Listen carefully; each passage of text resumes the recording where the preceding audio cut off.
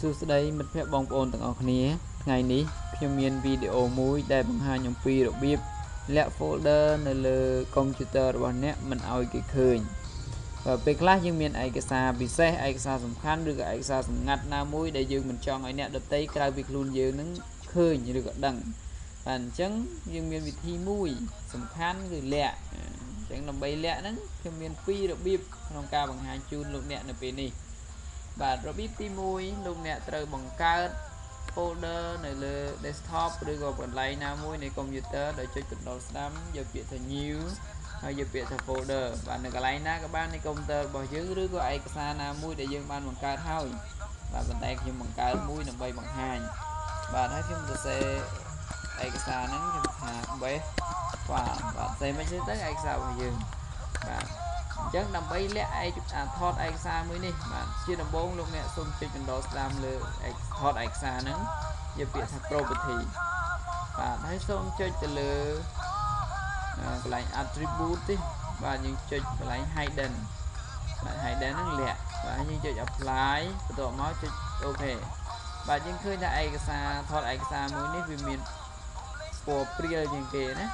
អញ្ចឹងដើម្បីលាក់កុំឲ្យគេឃើញបាទសូមចូលទៅកាន់កុំព្យូទ័រឬក៏ folder ណាមួយបាទបន្ទាប់មកយើងយកកន្លែងនេះវាថា organize ចុចចំ organize ហ្នឹងមកបាទបន្ទាប់មកយើងចុចទៅលើ folder and search option ចុចចំទៅនឹងមក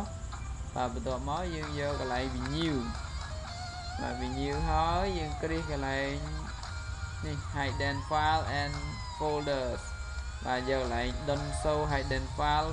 folder or drive បាទយើងគ្រីសហើយយក apply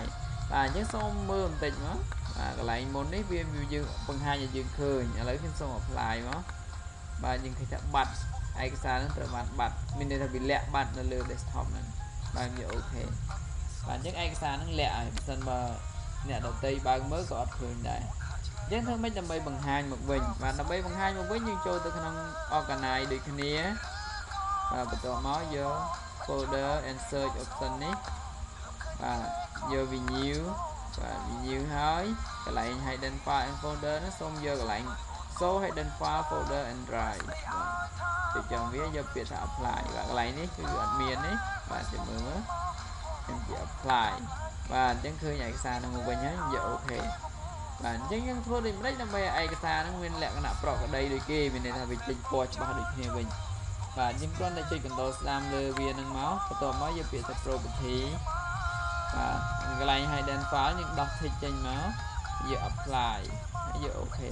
បាទអញ្ចឹងឯកសារហ្នឹងគឺមកលក្ខណៈដើមបើសិនមកបងប្អូនចង់លាក់វិញសូមអនុវត្តដូចខាងដើមខាងលើបាទនេះជាវិធីទី1បាទវិធីទី2បាទខ្ញុំសូមបង្ហាញវិធីទី2ដើម្បីលាក់ឯកសារនេះបាទយើងជាដំបូងយើងត្រូវលុបឈ្មោះនឹងចោលលុបឈ្មោះរបស់ folder នឹងចោលហើយយើងសរសេរឈ្មោះថ្មីហើយដើម្បីសរសេរឈ្មោះថ្មីឲ្យវាលុបហ្នឹងបាទសូមបងប្អូនចុច Alt ឲ្យជាប់បាទ Alt នៅកន្លែងយើងបដូរភាសាហ្នឹង Shift Alt ហ្នឹងប៉ុន្តែមិនបាច់ចុច Shift ចុចតែ Alt បាទសូមចុច Alt ហ្នឹងឲ្យជាប់បាទចុច Alt ឲ្យជាប់បន្ទាប់មកយើងសរសេរកន្លែង numlock កន្លែងលេខណាបាទយើងសរសេរ0160បាទហើយយើងបន្លែង Alt មកបាទអញ្ចឹងមានឃើញវាបាត់បាទមានន័យថា folder ហ្នឹងគឺអត់មានសរសេរឈ្មោះអីទាំងអស់បាទតែធៀបពិតយើងសរសេរឈ្មោះហើយបាទអញ្ចឹងចុចចេញមកបាទអញ្ចឹងយើងឃើញថា folder មួយនេះខុសពីគេត្រង់ថាវាអត់មានឈ្មោះបាទតែពិតឈ្មោះមានប៉ុន្តែវាលាក់បាត់បាទអញ្ចឹងធ្វើម៉េចឲ្យអា folder ហ្នឹងបាត់ចេញពីផ្ទាំង desktop បាទអញ្ចឹងសូមចុច Control ស្ដាមចំវាមកបាទហើយយើងយកពាក្យ property បាទយក property បន្ទាប់មកសូមយកកន្លែង customize បាទ customize ហើយសូមយកពាក្យថា change icon បាទចុចចំនឹងមកបន្ទាប់មកយើងជ្រើសរើស icon នៅក្នុងផ្ទាំងដែលគេឲ្យនេះ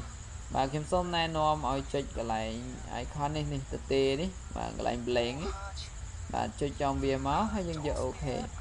បាទតោះសូមពិនិត្យមើលទាំងអស់គ្នាបាទនេះជា folder ដែលយើងបានបង្កើតហើយយើងចង់លាក់វា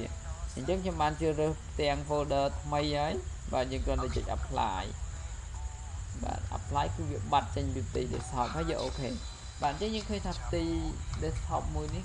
cứ admin folder để dừng bằng cật mây năng tê lẹ bắt em đó nhưng thương mấy khơi bạn cả này để dương chỉ nè lẹ với dừng ai